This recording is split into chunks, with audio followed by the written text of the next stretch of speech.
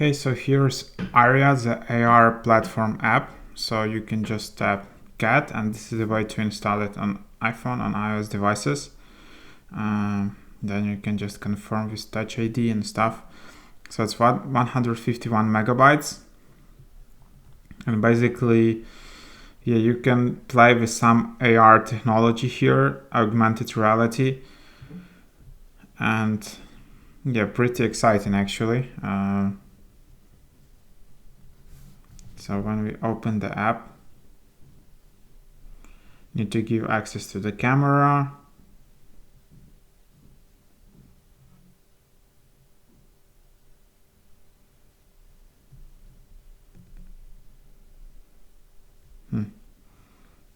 Yeah.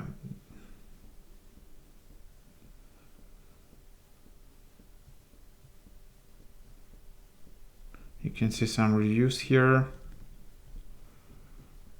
But for some reason it's not loading. Maybe it requires some newer iPhone devices or something like that. Okay, so you just need to reload. Then I can just skip it. And yeah. So anyways, I will show how to use it in the next video.